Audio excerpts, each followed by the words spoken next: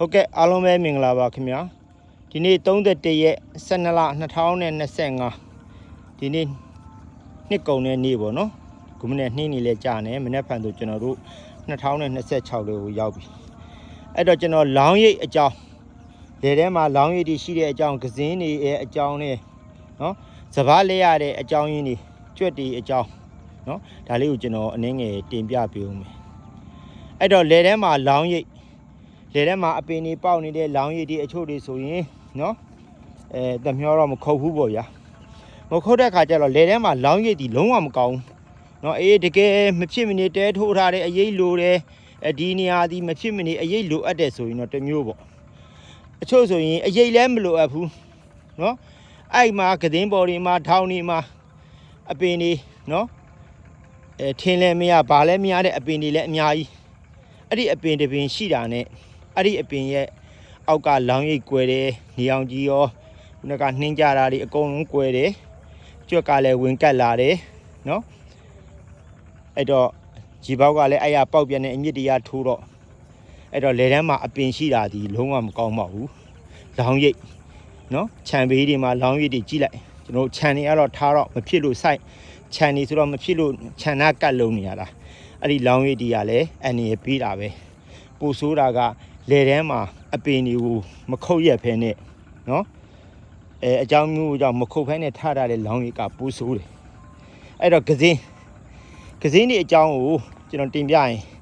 ကစင်းကတေးသေးလေးပဲကောင်းတယ်နော်၄လမ်းမအမြင့်6လမ်းမအမြင့်လောက်ပဲကောင်းတယ်ကစင်းကြီးတွေဒါတော့ကျွန်တော်ဟာနည်းနည်းမြင့်သွားတယ်နော်ကစင်းကမြင့်လာပြီဆိုတာနဲ့နော်ကြွက်ကကတ်ပြီကစင်းမြင့်တာနဲ့ကြွက်ကတ်ပြီးကိုကတော့မမြင်ဘူးကိုနာကစင်းကမြင့်နေတယ်ကိုရဲ့အနားလေကကစင်းတွေကမြင့်နေအဲ့ဒီကနေကြွက်တွေကလာတော့တာပဲကြွက်တွေကဘလို့နေရာလာလဲဆယ်မြောင်းနေရလာတယ်ဘောင်နေရလာတယ်ခြံနေရလာတယ်နော်လာတဲ့ကြွက်တွေကကျွန်တော်ကစင်းမြင့်တဲ့အခါကျတော့အဲ့အမြင့်ကစင်းမှာနော်အကောင်တွေပေါက်တယ်နော်အချို့ဆိုရင်ကျွန်တော်တို့ထုံသက်တွေမောင်းတယ်ဒါဆိုရင်ထုံသက်မောင်းပြီးဒီဘက်ကဒေါင်းကမြေကြီးကိုဒီဘက်ကိုခေါင်းနဲ့ထိုးတင်ပလိုက်တယ်နောက်ကိုဆွဲရင်အချိန်ကြာမှဆိုလို့ခေါင်းနဲ့ထိုးတင်ပလိုက်တယ်ဒီကစင်းရမှုတ်သွားတယ်ဒီနားကကြွက်ကဝင်ကတ်လို့ကောင်းသွားပြီနော်အဲ့တော့ကြွက်တွေကလည်းပေါ်လာပြီနော်ထိုင်းမှာဆိုကြွက်တွေကမဆန့်ဘူးကျွန်တော်တို့နိုင်ငံနဲ့အများကြီးပေါ်တယ်နော်အဲ့တော့ကြွက်တွေကတားပေါ်လာတဲ့အခါကျတော့စပားဆက်ရတာနော်အပင်တွေဆက်ရတာနော်အခုပဲတွေကြွက်ကြိုက်တယ်နော်ပဲတွေကြတော့ကြွက်ကြိုက်တော့ကစင်းအနှိမ့်တာနဲ့မဆိုင်ပြန်တော့ဘူးနော်ကြွက်မကြီးဟိုးခြုံလာတယ်10ပေါင်ကလာတယ်နော်ပဲကောင်းတဲ့နေရာမှာကျွင်းတူးပြီးတော့သားတွေပေါက်တယ်ကြိုက်တယ်နော်အားကြတော့လဲကစင်းနဲ့မဆိုင်တော့ဘူးခုနကဟိုးခြုံနေရလာတဲ့ကြွက်အဲ့တော့ကျွန်တော်တို့ကလေထဲမှာကစင်းနှိမ့်နေပဲကောင်းတယ်ကစင်းနှိမ့်မှာကြွက်မကတ်နိုင်မှာစပားဆိုင်တဲ့အခါမှာကစင်းနှိမ့်မှာကြွက်မကတ်နိုင်မှာပဲရတော့မရဘူးခြုံနေလောင်းရည်တရားလာတယ်အခုဒီမှာနော်ဒါသူများကစင်းရတယ်ပေါ့ကျွန်တော်ကစင်းလာဒါလေးဆိုကျွန်တော်တို့ဒါကြွက်တွေရောက်နေပြီနော်ကြွက်တွေကစင်းတိုင်းမှာရောက်နေပြီဒါတွေကစင်းနေနေဆိုရေသွင်းလိုက်လို့ရှိရင်နော်မနေနိုင်တော့ဘူးဒီမှာကြွက်တွေနော်ဘွားလာနေတယ်ဒီမှာဒီကစင်းကိုတေးအောင်လုံးမယ်ရေသွင်းတဲ့အခါကျရင်ဒီကြွက်တွေဒီနေတရားမရှိတော့ဘူးနေတရားမရှိရင်သူတို့တတ်ရတာလဲလွယ်ပြီးတနေရာကိုလဲလွင့်သွားပြီဒီမှာဒါလေးဆိုဒီမှာဘက်ကတောဖြစ်နေတဲ့ကစင်းမြင့်တဲ့အခါကျတော့ဒီတောကနေပေါ့ကြွက်တွေလာတာအဲ့တော့ကိုတယောက်ထဲကလည်းကစင်းနှိမ့်လို့အဆင်ပြေပြီးတော့မထင်နဲ့သူများကစင်းကမြင်းတဲ့ကြွက်ကလည်းကိုရှိကိုလာတယ်နော်အဲ့တော့ကစင်းနဲ့ကြွက်နဲ့အကြောင်းပြောပြတယ်အဲ့တော့ပဲတွေအတွက်ပဲတွေကြတော့ကြွက်ကဘလို့မှတတ်မရပြန်ဘူးကြွက်သက်စီနဲ့တတ်ထောင်းနော်မရဘူးအဲ့တော့ကျွန်တော်တို့အမားလေးတစ်ခုပေါ့နော်အမားလေးတစ်ခုသွားကျွန်တော်လေထဲမှာမွေတွေတွေ့ရင်တတ်တယ်လေထဲမှာမွေတွေ့ရင်တတ်တယ်အဓိကကြွက်တွေကိုလိုက်နေရလीငန်းဆောင်နော်ငန်းဆောင်တို့လင်းမွေတို့မွေပွေးတို့မွေဟောက်တို့ကတကယ်ကြွက်တွေကိုအမြဲတမ်းညာရောနှီရောလိုက်နော်ညာရောနှီရောလိုက်နေတာအဲ့ကောင်တွေရှိရင်နည်းနည်းအကြိုက်တက်တာတယ်အဲ့ကောင်တွေကိုကျွန်တော်တို့ကငန်းဆောင်တွေ့ရင်တတ်တယ်လင်းမွေတွေ့တတ်တယ်မွေပွေးတွေ့တတ်တယ်မွေဟောက်တွေ့တတ်တယ်မွေပွေးမွေဟောက်ကတော့နော်တတ်ထတော့တက်တင်တာပေါ့သူ့တော်ညာတဲ့လေထဲမှာတော့ तू ကအကျိုးပြုတဲ့အကောင်ဖြစ်နေပြန်တယ်သူတို့ကညာတိုင်းကင်းဆောင်ပေးတယ်နှိကင်းလည်းစောင့်တယ်နော်ကျွန်တော်စပားရရသွားပြီဆိုလင်းမွေတို့ငန်းတော့နှစ်ကင်းပဲကြွက်ရှာနေတာ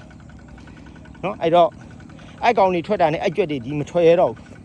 လေကွင်းထဲမှာတေကနှေကမှငွေတကောင်ရှိတယ်ဆိုရင်အဲ့တေကနှေကကြွက်တရားနော်မထွက်ရတော့ညာရင်ညတောင်အဲ့မွေကြောက်ပြီးတော့အဲ့တော့လေထဲမှာမွေတွေးတာလေနော်ကျွန်တော်တတ်ထားလေဒီလေဒါအစိတ်ရှိတဲ့မွေကတော့စိုးကြိုးပေါ့နော်အဲ့တော့မွေတွေးရင်တော့ကျွန်တော်တို့ငန်းတောင်းတို့လင်းမွေတို့တွေးရင်တော့မတတ်သိဘူးဒီကောင်တွေကတော်တော်ကိုကြွက်လိုက်တာအဲ့တော့စပားတွေလဲရတဲ့အကြောင်းကျွန်တော်စပားတွေလဲရတဲ့အကြောင်းကိုကျွန်တော်တင်ပြပေးမယ်စပားတွေကလဲတယ်နော်စပားတွေကတားကောင်းတယ်မြေစီမပက်ရဘဲနဲ့လဲတယ်ဟုတ်တယ်ချို့လဲတွေကနော်ရေနေမိုးနေကောင်းတယ်ရေမပြတ်ဘူးမြေဩသာမပြတ်ဘူးရွာရည်တွေဝင်တယ်ရိုးရည်တွေဝင်တယ်စပားအမြဲတမ်းနော်ရေလွှမ်းနေတဲ့ခါကျတော့ဒီလေတွေကနှစ်စင်စပားမစားဘူးလဲတဲ့ပြဿနာကြီးတွေ့အဲ့ဒါကိုအကြံပေးချင်တာကမြေစီပက်မယ်ဆိုရင်လဲနော်အရက်20ဟောပါဘူးအရက်20မှာစပက်မယ်အသက်တဝက်မှာမြေစီကိုအပီးဖြတ်ပါမိမိစပားရဲ့အသက်တဝက်အသက်100ရှိရင်အသက်50မှာအပီးဖြတ်ပါဟိုဘက်မှာဗာမြေစီမှမကျွေးနဲ့စပားတွေဒီထွက်လာပြီးစပားတွေဒီထွက်ဆပြုတ်ပြီးဆိုရင်ရေပေါက်တွေဖောက်ထားပါဖြစ်နိုင်ရင်ဦးလေကောင်ကနေရေချောင်းဦးလေကောင်ကနေမြောင်းခွဲပြီးတော့ရေကိုထုတ်ပါအဲ့မှာစပားထွက်လာပြီးစပားထွက်လာတဲ့အချိန်မှာကျွန်တော်တို့ဒီလိုမြေကြီးကိုပြန်ပြီးတင်းအောင်လုပ်ပေးပါ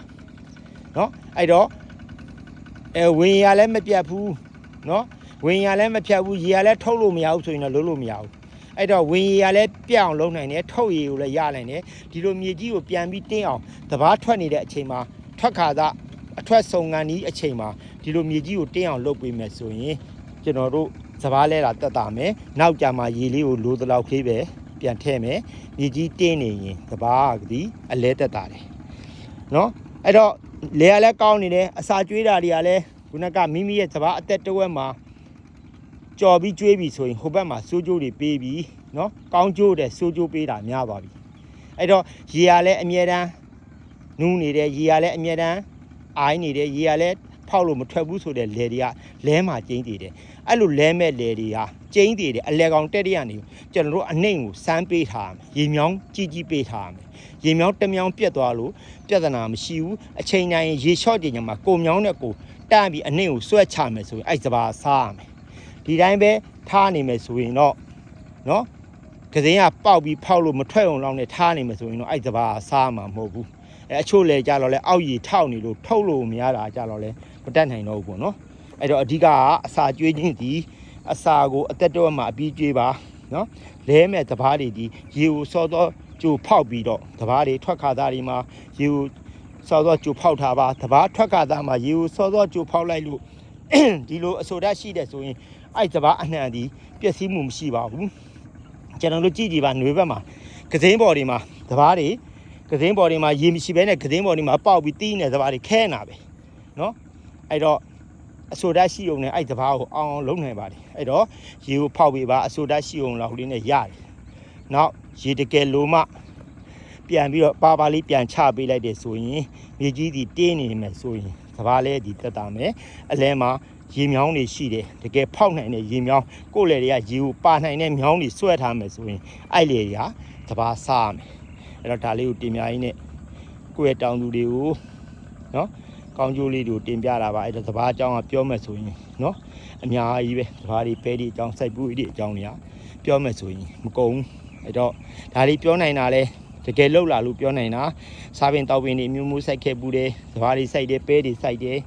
ဒီရဲ့သဘောတရားတွေကိုသိလို့အဲ့တော့လေထဲမှာအပင်တွေပေါက်နေတယ်အပင်တွေကိုမလဲရက်ဘူးနော်အပင်တွေမတူးရက်ဘူးဟိုဆုံးလို့နတ်လို့တရက်လို့စီမဆိုးလို့ကြောက်လို့မလဲရတဲ့အပင်တွေရှိတယ်နော်အဲ့တော့ကျွန်တော်တို့ရေတောက်တာတွေဒီယူကလစ်ဝါကုတ်ကိုနော်တားရေတောက်တာနော်အနားမှာလေတရေကားလောက်ထီကိုကုတ်ပင်တပင်ကရေလှမ်းဆွဲနိုင်တယ်ယူကလစ်ပင်တပင်ကရေလှမ်းဆွဲနိုင်တယ်နော်ဝါယုံတွေတအားဆွဲနိုင်တယ်အဲ့ဒါဒီနဲ့ရှိနေမယ်ဆိုရင်လေထဲမှာစားပင်တောက်ပြီးနော်ခြံထဲမှာအပင်တွေဟာရေနွေရာသီမှာရေလောင်းလို့လက်ဆမတတ်တော့အဲ့ဒါလေးကိုတင်ပြရင်းနဲ့ကိုယ့်ရဲ့တောင်းသူတွေအကျိုးကိုနော်နေ့စဉ်စဉ်းစားပြီးတင်ပေးနေတာပါအားလုံးပဲကျမ်းမာချမ်းသာကြပါစေ